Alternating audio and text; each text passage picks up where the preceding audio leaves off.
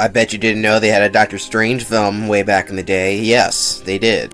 Doctor Strange from 1978 is a, well, strange film. This was once again a pilot for a failed TV series. There was never a Doctor Strange TV show, but this was a setup. The funny thing about it is I think this is the best pilot they had. Doesn't mean that this is some high art, but it does mean that I found this one was a little bit more interesting, with one glaring issue.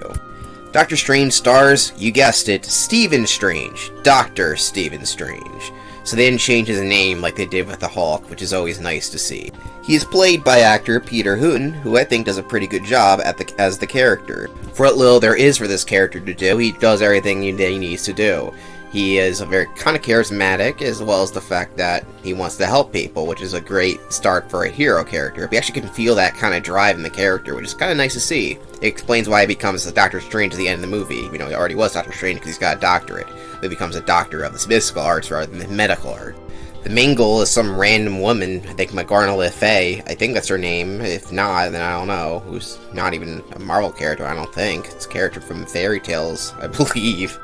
The devil, I think, wants her to kill a mystical arts guy, and he will give her beauty because she's shallow and wants a man to love her. I think. I don't really know.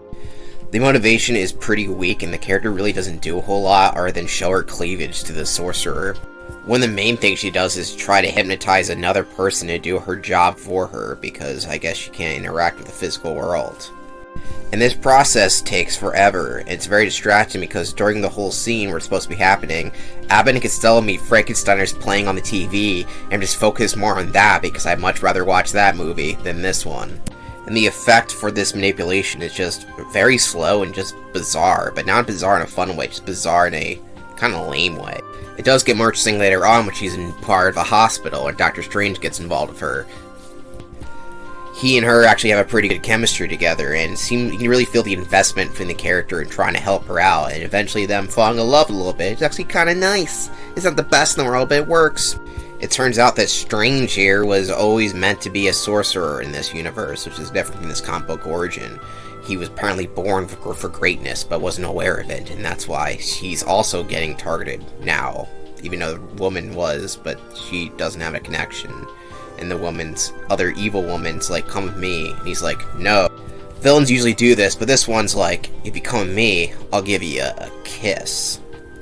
But she's an idiot since Doctor Strange likes the other girl, and of course he wouldn't go with her. Also, that's what Doctor Strange's costume looks like. It's kind of cheesy, but what you expect. It's the 70s. One thing you'll be most disappointed by this is there's really no action scenes or really anything that interesting. Most of it's kept off camera.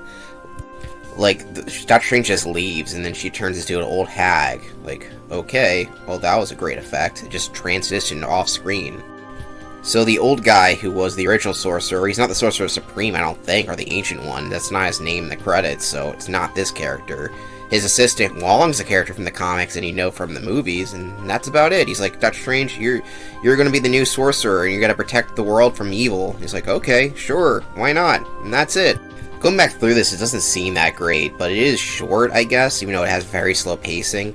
And I think the actor playing Doctor Strange is charismatic, and they do a well job building the character up, more so than Hulk or Spider-Man. I got more invested into him personally, his origin, over everything else, even if the mystic arts are poorly explained and everything else around it kind of sucked. So I can see why this wasn't picked up. There's very little effects, and what it just isn't very good. Hulk and Spider-Man are more flashy characters with what they can do. Even though Doctor Strange can be flashy, it's just too much effects for them, so they don't even try to do it. So that's why I can't recommend Doctor Strange. So yeah, that's the end of the Doctor Strange review. Not very good, but it was interesting. And here is the current tier list. I will see you next time.